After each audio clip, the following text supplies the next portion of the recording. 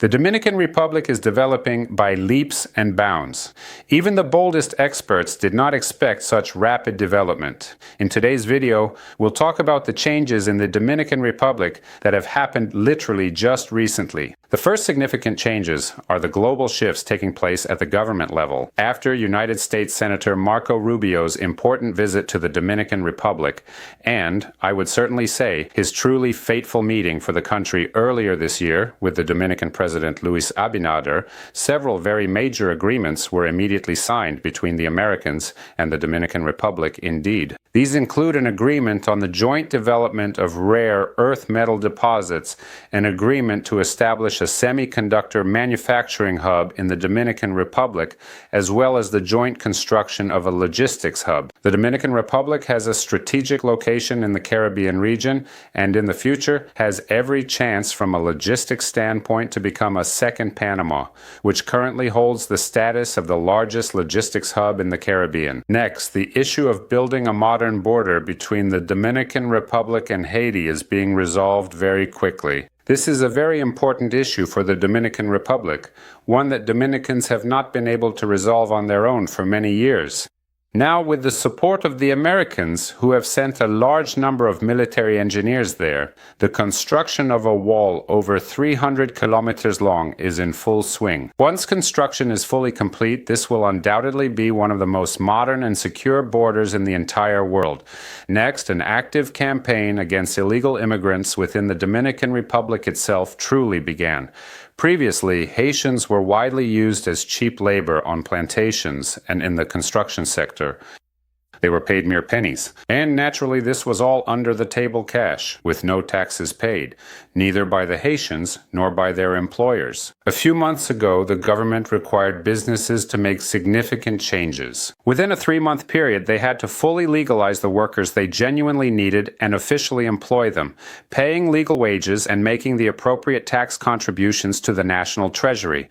Most employers diligently put their affairs in order. Those who continued to operate in the old, unlawful way faced massive financial fines and the immediate revocation of their operating licenses. The staff of the immigration police was significantly increased, and mass deportations of Haitians who remained in the country illegally began. Today, it can already be said with confidence that the Dominican authorities are handling what seemed at first glance to be a very difficult problem simply excellently. The shadow economy is disappearing before our eyes, and tax revenues to the Treasury have increased significantly over the past 6 months. Of course, not all businesses like this at first. After all, for example, in the construction industry, it was much more straightforward and easier to hire 50 undocumented Haitians to dig a foundation than to purchase expensive equipment. Nevertheless, they had to adapt. The same situation applies to fruit and sugarcane plantations. Increasingly, more and more entrepreneurs, having unfortunately lost their access to readily available free labor, are now actively investing significant amounts of money in thoroughly modernizing their production processes. And of course, in the long run, this will have a positive effect on the economy. Any modernization is always a plus. Meanwhile, infrastructure projects are being built at full speed. Roads, energy facilities, hospitals, and shopping plazas are springing up all over the country. A good example is the Samaná Peninsula. For a long time, this nature reserve remained untouched by the development taking place in the eastern part of the Dominican Republic. After President Abinader personally visited the beautiful peninsula and officially announced the government's ambitious plans for its significant development, many kilometers of new modern roads have already been successfully built here. Next year, a very large marine terminal specifically designed for receiving numerous cruise ships will be completely finished. The reconstruction of El Haiti Airport in Samaná is next in line. By the way, this is the last international airport in the Dominican Republic that hasn't been renovated yet. Just think about the scale of the construction. 4 major Dominican international airports have been completely rebuilt or significantly upgraded in less than 5 short years.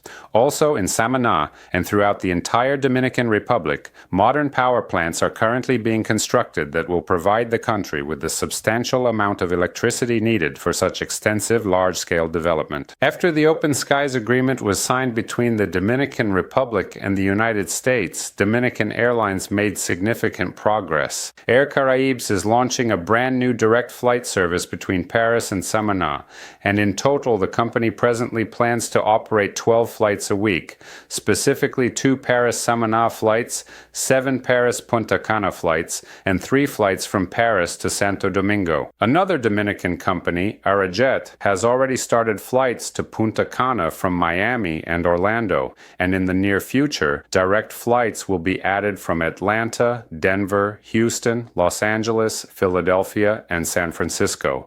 This year has been a real breakthrough for Dominican Airlines. The Open Skies Agreement has made it possible to significantly reduce the cost of airline tickets. Flights have become profitable, and the flow of tourists is growing literally every day. It is expected that this year the Dominican Republic will welcome about 12 million tourists, which is 15% more than the previous year, which was already a record. This is just part of the large-scale changes taking place in the Dominican Republic today, and they clearly and unequivocally show precisely why our real estate investment company considers the Dominican Republic a very promising and highly attractive place for investment today. See you again soon on the channel.